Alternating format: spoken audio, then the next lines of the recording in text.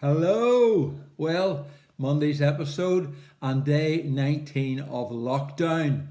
I don't know what sort of weekend you had. We had a very uneventful one actually. Didn't do a lot. Went out for exercise and stuff like that. But did a Zoom call yesterday with the family, which was chaotic. But lovely. But lovely, actually. It was nice to see them all together in one setting. Also, we just want to mention clothes here. A lot of mention of Priscilla's clothes. Could I just say that since the day in our I've met this woman, apart from school uniform, she has never worn the same thing 2 days in a row, and that is absolutely true. So I want to get a mention for my flashy, what would you call that? Well, it's quite bright, but Would you call it Metro? Very Jeff Lucas, isn't it? Jeff. Yeah. Anyway, thank you for the anticipated comments. Also, Oh, actually, I just have to say, you've just pulled out of the way I know there. our daughters always say that I coordinate too much, but I have to admit, I've even coordinated my slippers today. Oh, honestly. Yes, I noticed on YouTube it says that if they've got 100 subscribers, I think we've got 70 something, it'll affect your URL or your ULR. What's that? I have no idea, but apparently it's really important. So if you could just subscribe to it, it won't cost you a penny. Anyway, what have I been thinking about over the last day or so, love?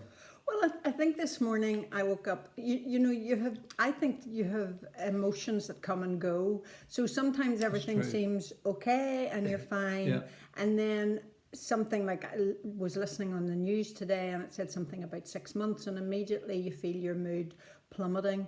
And so one of my favourite verses is in First Peter, where Peter talks about God being the God of all grace. And I think I love that it's in Peter because we know Peter's story, and we know that Peter can say this absolutely convinced that he is, because of all that he had went through in denying the Lord and then being restored and recommissioned. So I love the fact that he says he's the God of all grace, so that whatever we're facing today, whether we're having to be on our own completely, or whether we're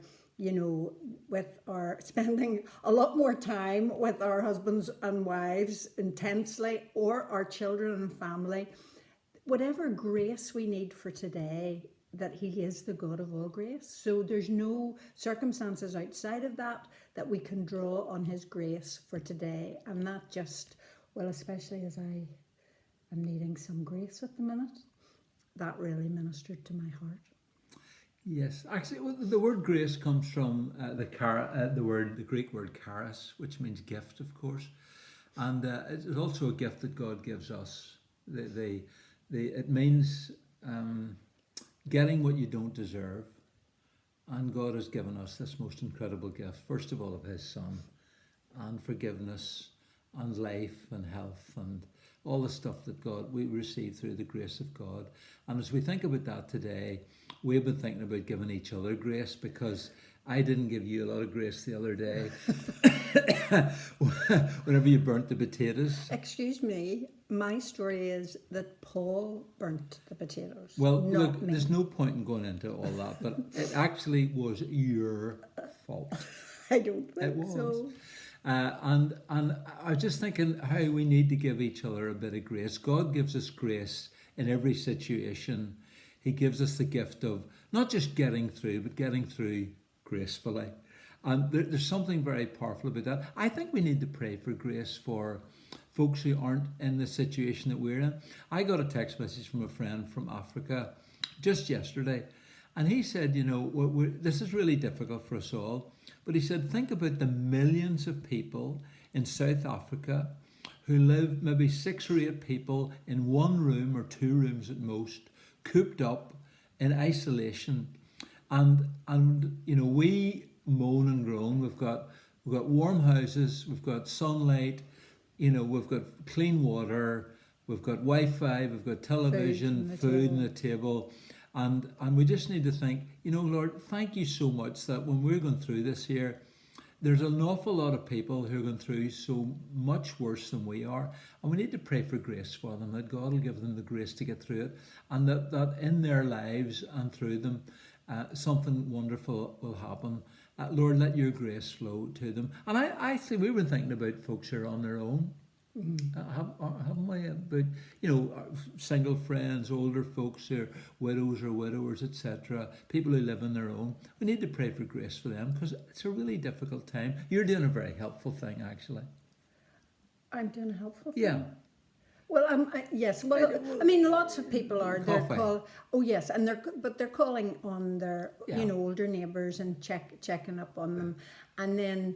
And a friend and I, we decided we would do a virtual coffee time together on Saturday, and that was really Well, good. you had coffee though, didn't you? Yeah, we made our coffee. Yeah, you didn't drink nothing out of a cup. No, we made our coffee and we warned each other and we FaceTimed and we sat and chatted for about an hour and we had as many laughs and moans and groans. I sort of listened in on it there. It was the biggest load of old nonsense. No, it was actually. not. That's what we do, and it was really. What did you have for lunch? And it was just really, it was wonderful to do that. But going back to what Paul was saying about those who are in a situation which is a lot worse than ours, I think the other challenge for us is when all of our finances are probably tightening up as well, that we really remain generous. So that if we can support folk who are working in those situations. I mean, I was reading about a doctor who's working in some of the refugee camps in Lebanon with a Christian charity. And, it's just amazing what those people are doing. So not only praying for them, but continuing to be generous, even though we perhaps feel that we don't have as much as we would normally have.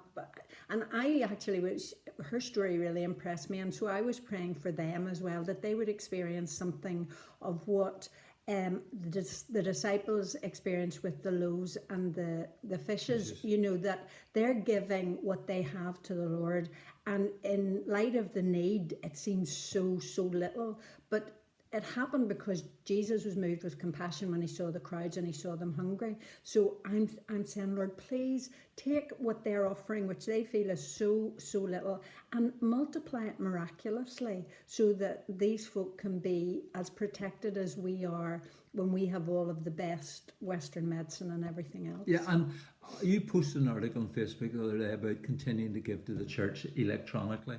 Really important that we keep doing that there. I know of several churches, a lot of smaller ones as well, who have no reserves, and this has really hurt them.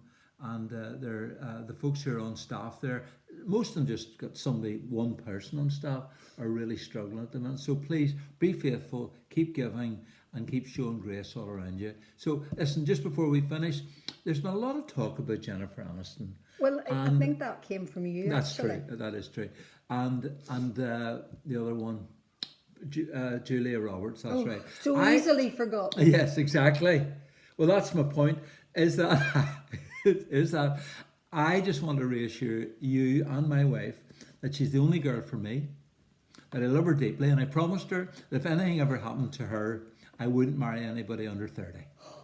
And that makes me go to bed at night and sleep. Well, 33. Okay. Well, let's. I want to be. I can sleep securely knowing that fact. There you go. Anyway, listen. You be careful out there, and hopefully we'll talk to you on Wednesday. God bless you, and show lots of grace to one another. Bye bye.